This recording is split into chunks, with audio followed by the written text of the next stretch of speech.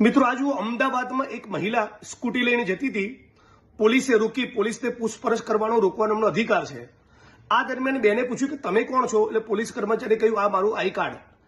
Police કર્મચારીનું I card બેનના હાથમાંથી પડી ગયું તો બેનની સાથે કેવું બદતમીજી ભર્યું વર્તન કર્યું અને બેનને કેવી મારી છે બધા તમે વિડીયો જોઈ શકો છો। આ વિડીયો ગુજરાતના ખૂણે ખૂણે શેર કરો અને રાજ્યના પોલીસ વડા અને હર્ષ સંઘવી આર્ટ ચોપડી પાસે મોકલી આપો, જેથી ખબર પડે કે પોલીસના કેટલાક લાંચિયા અધિકારીઓ, ભ્રષ્ટ અધિકારીઓ અને કેટલાક અધિકારીઓ જેના સત્તાનો ઘમંડ છે એ ગુજરાતના નાગરિકો સાથે કેવી બદતમીજી કરે છે અને કેવું વર્તન કરે છે। આપણે બધા સાથે મળીને માંગણી કરીએ કે આ પોલીસ કર્મચારીની સામે ગુનો દાખલ થવો જોઈએ અને જે પોલીસ સ્ટેશનના હદ વિસ્તારમાં ઘટના બની છે એ જ પોલીસ સ્ટેશનના લોકઅપમાં આ પોલીસ કર્મચારીને રાખવામાં આવે।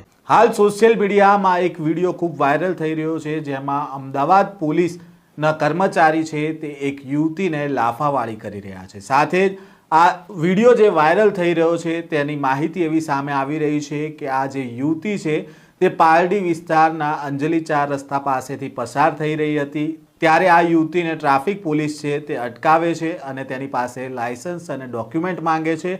આ યુવતી કહે છે કે હું જરા સાઈડમાં લઈ લઉં, ત્યારે આ મામલે બોલાચાલી થાય છે। સામે પક્ષે પોલીસ છે તે ઊંચા અવાજે વાત કરે છે અને પોલીસનું આ વર્તન જોઈને યુવતી ગભરાઈ ગઈ હોવાનો તેણે આક્ષેપ કર્યો છે। યુવતીએ કહ્યું જ્યારે પોલીસે ઉગ્રતાથી તેમની સાથે વાત કરી ત્યારે તેમણે તેમની પાસેથી પોલીસનું આઈ કાર્ડ માંગ્યું અને આઈ કાર્ડ તેમણે ચેક કર્યા બાદ પોલીસ કર્મીને જ્યારે આઈ કાર્ડ પાછું આપવા માટે તેમણે હાથ લાંબો કર્યો ત્યારે આઈ કાર્ડ તેમના હાથમાંથી પડી ગયું અને આ બાબતને લઈને સિંઘમ બનેલા પોલીસ કર્મી ઉશ્કેરાઈ જાય છે અને આ યુવતી સાથે લાફાવાળી કરે છે।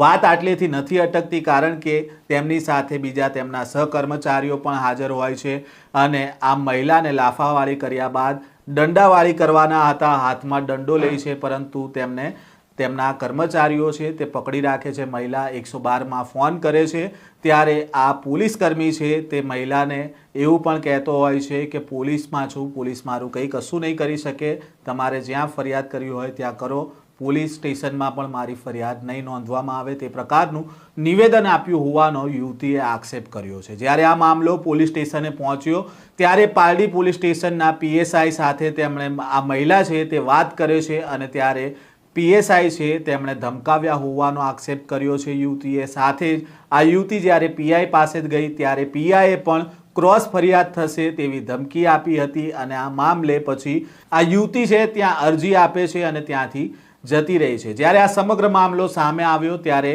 પોલીસનું શું કહેવું છે તે મામલે અમે પોલીસ સ્ટેશનનો સંપર્ક કર્યો ત્યારે પારડી પોલીસ સ્ટેશનના પીઆઈનું કહેવું છે જ્યારે આ બનાવ બન્યો હતો ત્યારે મહિલા જે આ વિડીયોમાં દેખાઈ રહી છે તે પોલીસમાં ફરિયાદ આપવાનું ટાળી રહી હતી અને તે મામલે અમે સ્ટેશન ડાયરીમાં નોંધ પણ કરી છે અને તેણે અરજી પણ આ મામલે આપી છે। તો બીજી બાજુ ટ્રાફિક પોલીસનો જે આ કર્મચારી હતો તેણે આ મહિલા સામે ફરજમાં રૂકાવટની ફરિયાદ કરી છે। હાલ આ જે મામલો સામે આવ્યો છે તેને લઈને વિવાદ પણ સર્જાયો છે અને આ મામલે હવે શું કાર્યવાહી થાય છે તે જોઈ રહ્યા।